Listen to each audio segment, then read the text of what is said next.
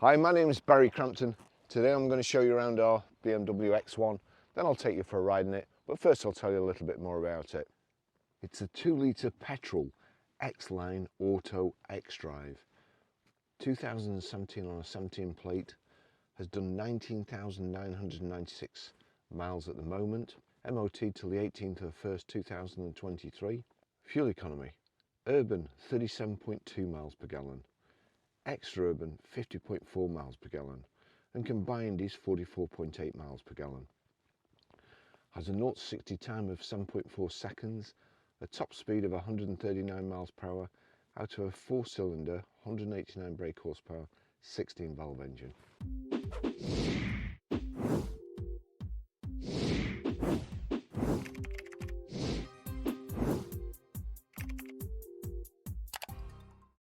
So first thing, it hasn't got privacy glass. I think it's so much better for not having privacy glass. I think it looks really classy.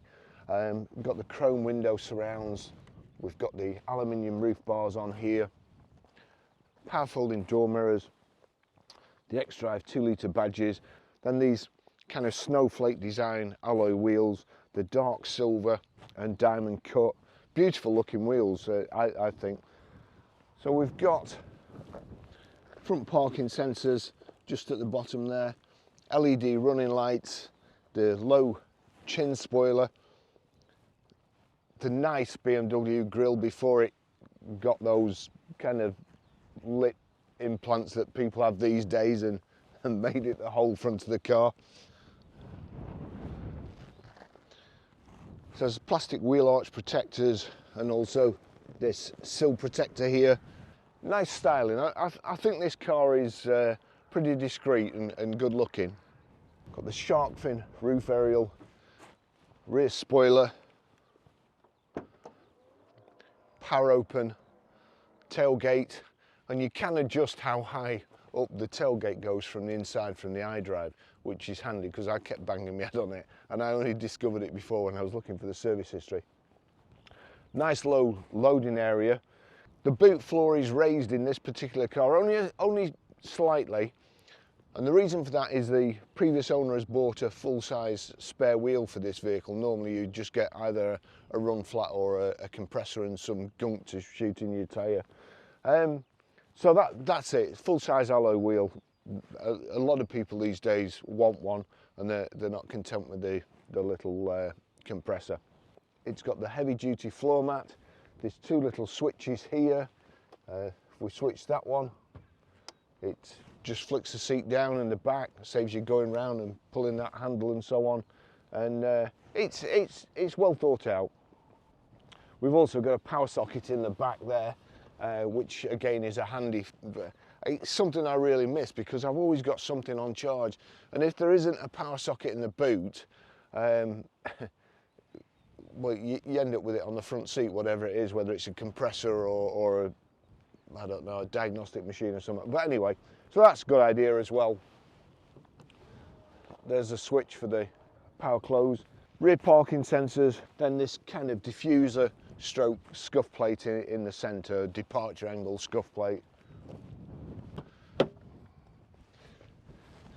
Now I'm not sure why, but if you just press that back up there, it only goes to that position. Perhaps it's just to give you a little bit more room in the boot without having the seats fully forward, or you know, to stop you whatever you're carrying flying forward when you brake. But you have to pull this little tag there to put it all the way back.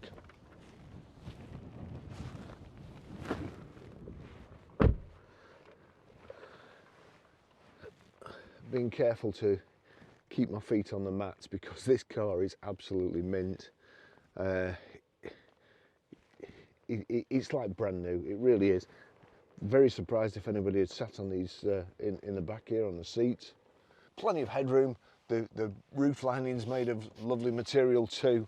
These airbags in the A pillar, the B pillar, the C pillar, and the third inertia reel seat belt comes out of the roof there.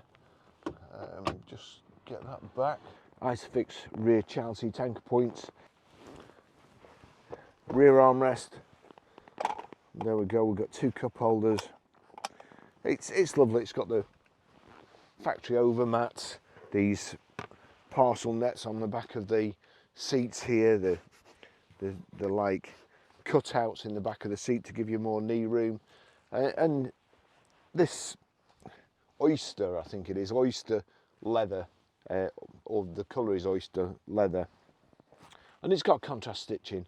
So as I say, I mean, sat in here, it just looks like a brand new car. Just you could be in the showroom, and it is lovely. Again, these piano black insets to the dash, the door cards, and the gear tunnel. It's a lovely vehicle. Now, I had my seat there where I would normally drive, which is quite a long way back, and there was still quite a lot of leg room in the back of the BM. So that's kind of made up of the seating position and the high roof. You rather than having your legs stretched out in front of you, they go straight down and not uncomfortable. I forgot to show you under the bonnet. So it's a bonnet release, and it's with a safety catch, so you have to pull the bonnet release twice to get the bonnet up. You just pull it once, you're not going to do it. And there you go, it just comes straight up there, so there's no catch to fiddle around with. That's quite a good design, although if I'm honest, I'd prefer the safety catch under the bonnet, and at least I know it's there. Anyway, engine's lovely, and even though Lance has cleaned this, the car's a credit to its previous owner. It's been kept very, very nice, well looked after. Okay, let's go for a ride.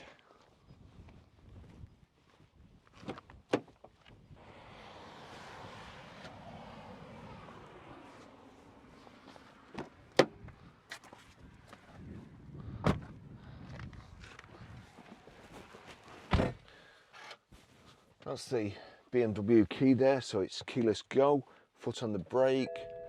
There's the switch, I'll just turn that down.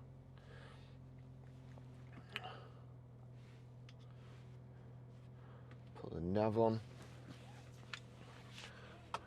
Right, here we go, service history. 16th of 4th, 2019, 12,846 miles sit in a BMW. 16th of 12th, 2019 at 16,899 miles sit in a BMW. 16th of 3rd, 2020 at 17,325 miles sit in a BMW. 4th of 3rd, 2021 at 19,115 miles sit in a BMW. 15th of 4th, 2021 at 19,286 miles sit in a BMW.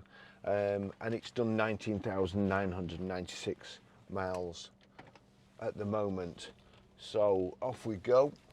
Now, I'm supposedly going on holiday next week, next Monday, and as usual, whenever I go on holiday, things go absolutely mad, and poor old John's running around like I don't know what, but the week before, so am I. This morning, 2 of my GoPros won't switch on. That one, I couldn't see the picture, so I don't know whether it's recording or not. I've had to switch this Insta camera on, which is a 360 camera. That keeps switching off on its own. I don't know what's happened, whether there's been an update on iPhones overnight, but anyway, it's all gone to pot this morning. I've had to replace the camera up on the window with this, with my DJI, so you'll have to bear with me for this video. Back to the car. Lovely car. Suspension's not too hard, not too wallowy. It's just certainly just right on these country roads, and on the motorway coming up, it was brilliant. Got power folding door mirrors, automatic. Knock the gear selector over like so, change down, knocking away from you like so, and up, pulling towards you. Alternatively, you can use the paddle shift on the steering wheel It's nice, a sporty feel to it, but not too bad. You've got this programmable. You've got these modes here. You've got Eco Pro there. And there you go. That's changed the dash here, and it shows me how much fuel I've regained, or not regained, how much fuel I've gained over and above what I would normally get by using the Eco Pro mode. At the moment it's saying 0.4 miles. There's a gauge there, which you can get to through the dash. It's just showing blue at the moment. I'm braking.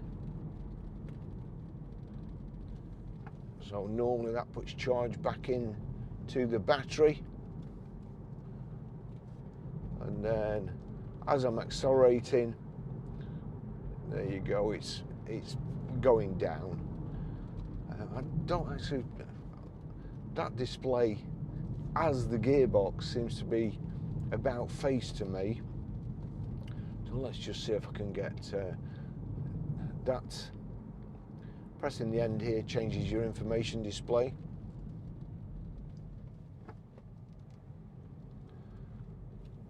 So that's showing the time, what gear you're in, how much fuel you have before you need to fill up, outside air temperature, mileometer, and also the trip counter. That's showing average miles per gallon, average miles per hour. Just get around a certain death corner before we do any more.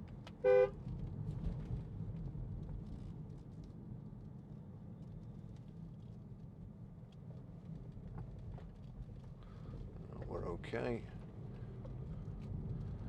That one shows the speed limit of the road you're on, which I always find very helpful. And just watch this through here. The steering, the acceleration with it being a petrol, but the handling of it for a four-wheel drive.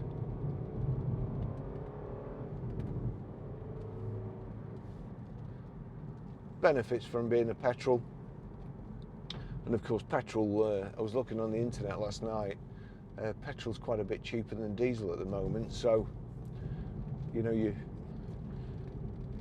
go further for your money.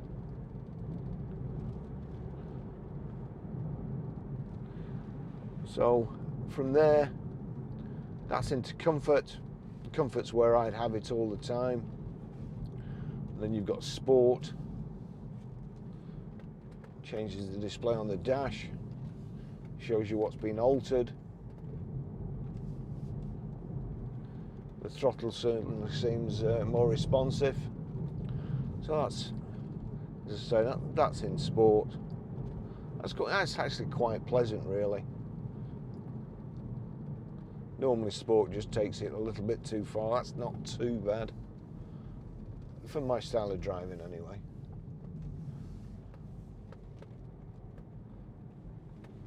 But back to comfort.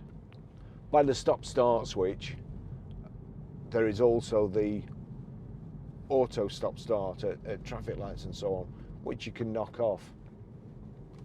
This car it really is the steering wheel. You know, there's no wear on it.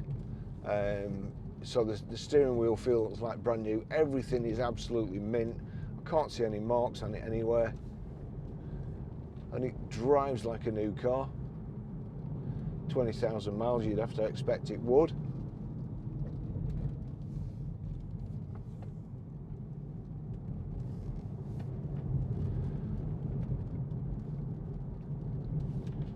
I don't think the door mirrors will go in at this speed, but it will just slow up.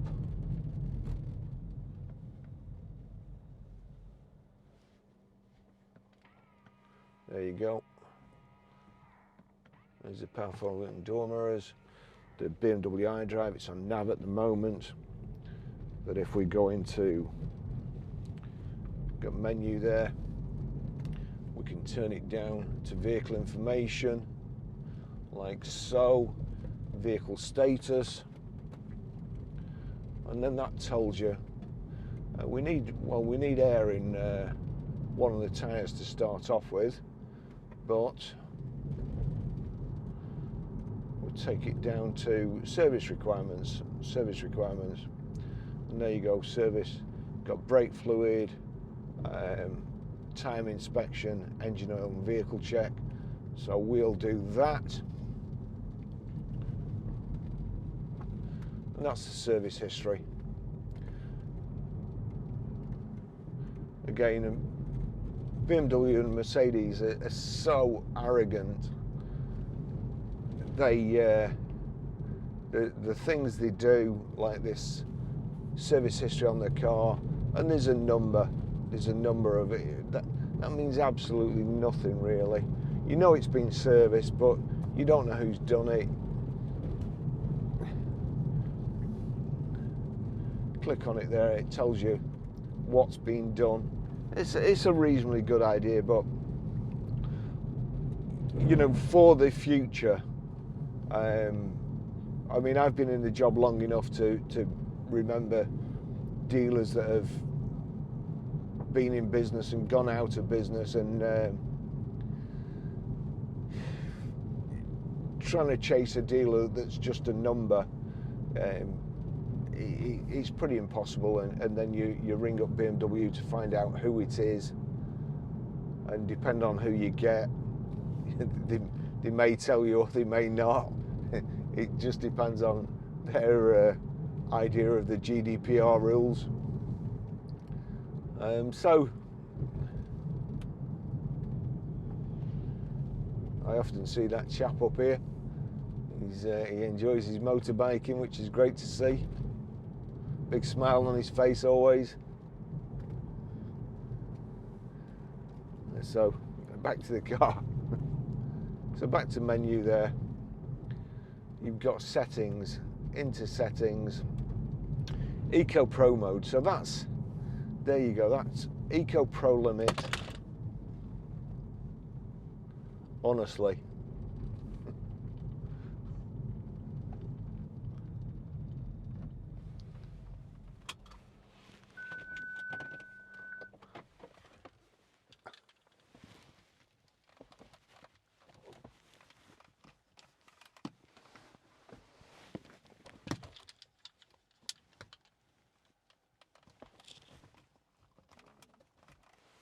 Right. While I'm at it, I'm not going to switch it on yet, but who designs seats? Who designs the angle of seats? Who makes it so that if you put anything on a seat at the front, it slides all the way down to the bottom? Like, you come out of the fuel station, you put your debit card on the seat, it slides down and goes down the back there, and then that's the last you see of it. It's stuck. You know, who designs sinks so that soap stays in the soap dish until it's actually wet, and then it slides off and goes in the sink all the time?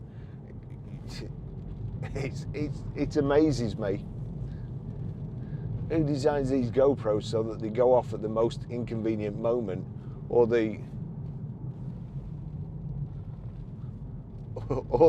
these suction grips which cost 30 odd quid and drop off? I don't know. Unbelievable. Anyway, it's a good car. The GoPros and stuff like that. Mind you, that's an Insta camera and that's a DJI. They've all got the faults.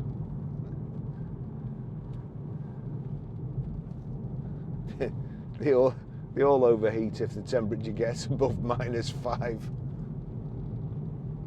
I've got the aircon on, trying to keep them cool. Anyway, we just missed that pothole there. This has got the big wheels on, and I think actually, yeah, because I was talking to somebody who's got one of these, and he loves it. He says it's fantastically economical, but he wanted the don't think you could get a spare wheel, because the 19-inch wheels, I think they're run flats, and I don't think you could get a spare wheel, and you can only get that with 18-inch options, I think. So obviously that's why this chap has was very courteous of that cyclist. Obviously this is why this chap's bought one, probably aftermarket, and it's in a nice bag in the back there. He's done a bit of DIY, put a couple of buttons along the side to keep the boot floor up.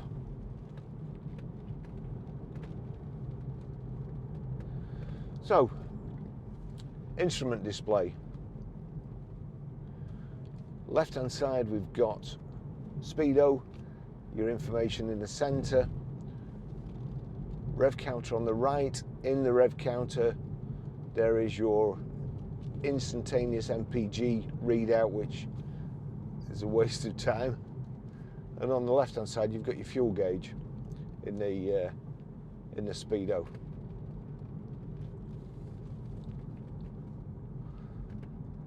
We've got collision warning on this, I think. So Eco Pro doors, keys, climate, speed. Speed there, set a warning. We don't want that. Speed limit assistance, sound. So you can adjust the sound system. That's my adjustment there. It was on nothing before. Sound system's great. We've got sat-nav, Bluetooth hands-free, Bluetooth audio streaming. I said it's lovely leather. It is really mint, and it's this perforated design here, kind of shadow perforations. The piano black insets, aluminium all along the dash there.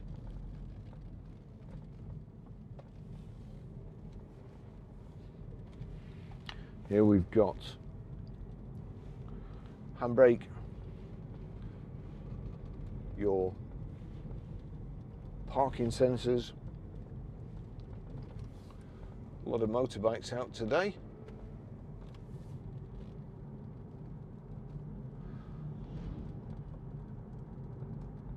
Now that is coasting.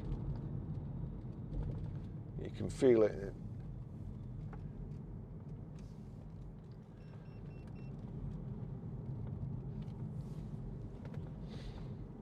That camera's just overheated. We've got the aircon on full blast. This week, it was stressful last year before I went away. And this year, it's even worse.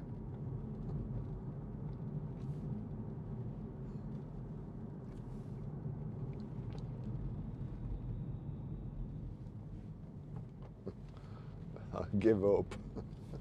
It is what it is. Anyway, this car, it's lovely. Certainly in comfort, it's a great drive up these country lanes.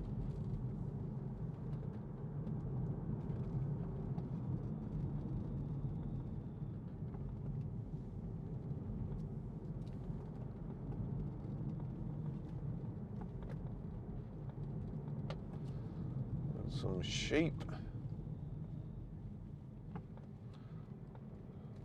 Coat looks a bit ratty.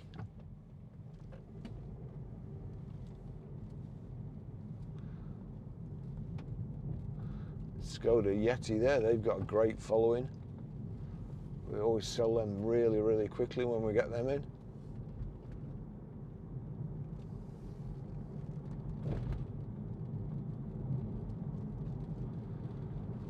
BMWs, I normally go on about the suspension and how awful I think it is, but this is good. I'm not just saying that because we're selling it either. It's okay.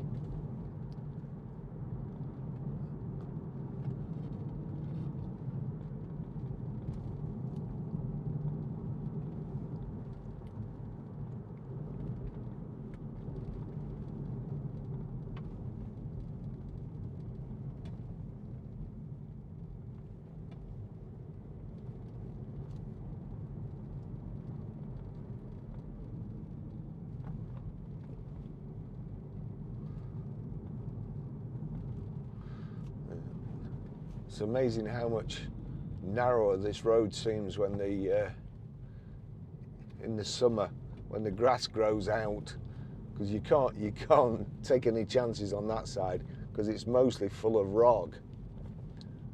So if you think, oh, I'll just knock a bit of fern out of the way, you'll end up losing your front wing.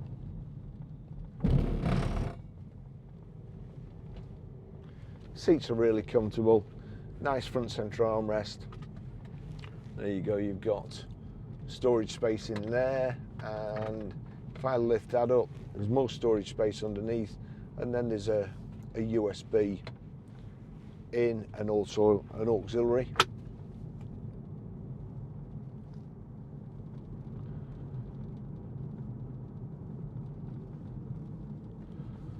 Height and reach adjustable steering wheel. You've got cruise over this side. I can't actually just see that. So if I click that, cruise control. There you go, cruise control activated. And then I can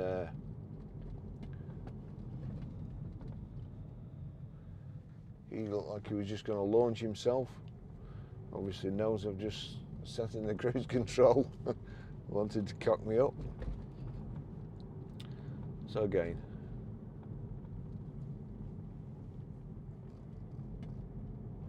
cruise control activated, and I can increase the speed by just knocking that wheel up like so and down like so.